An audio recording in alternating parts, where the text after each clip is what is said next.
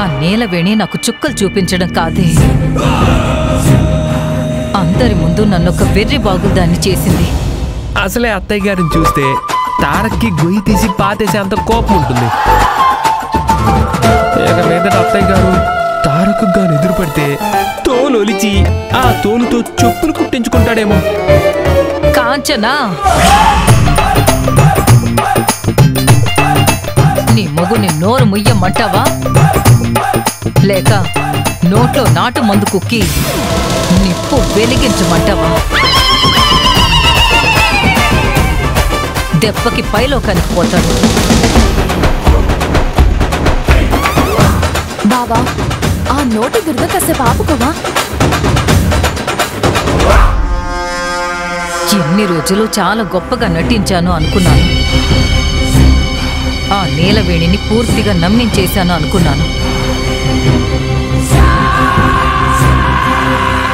కానీ ఆ నీలవేణి నాకన్నా మహానటిలా నటించింది. అందరిలోనూ నా పరువు తీసి పడేసింది. ఇప్పుడు నా భర్త ముందు నేనెలా తలెత్తుకు నిలబడాలి? తారక్ ఎదురు పడితే నా ముఖం ఎలా చూపించాలి? అవునమ్మా, తారక్కి దగ్గరవుదామని నువ్వు ఎన్నో ప్రయత్నాలు చేశావు, అయినా ఫలితం దక్కలేదు. ఎంతగానో వాడిని నీ దారికి తెచ్చుకోవాలని చూశావు, అయినా వాడు నీకు లొంగలేదు. ఇక నుండి నిన్ను పూర్తిగా అసహించుకుంటాడు. నీ వైపు కన్నెత్తి చూసేందుకు కూడా వాడు ఇష్టపడడు. ఆ విషయం నాకు తెలుసు. మళ్ళీ మళ్ళీ అదే మాట నాకు చెప్పి నేను ఆ నీలవేణి చేతులు ఓడిపోయాననే సంగతి నువ్వు నాకు పదే పదే గుర్తు చేయకు. నేను ఎవరి చేతులు ఓడిపోయినా నేనింత బాధపడేదాన్ని కాదు. కానీ ఆ నీలవేణి చేతులు ఓడిపోయినందుకు నిప్పుల గుండంలో దూకినట్టు అనిపిస్తుంది. అత్తయ్య గారు ఒళ్ళంతా మండుతున్నట్టుంది. ఫ్రిడ్జ్ లో ఐస్ గేట్లు ఏమైనా ఉంటే తీసుకురానా?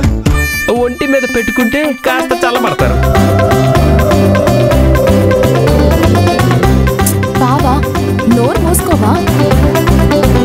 ముయ్యకపోతే అదే ఐస్ గడ్డలో నీ శవం పెట్టి మా అమ్మ పూడుస్తుంది. జాగ్రత్త. కాంచనా, మీ ఆయన్ని తీసుకుని ఇక్కడి నుంచి పో, లేదంటే నాకు వస్తున్న కోపానికి మీ ఆయన్ని ఇక్కడికిక్కడే చంపి పడేస్తాను. పదండి.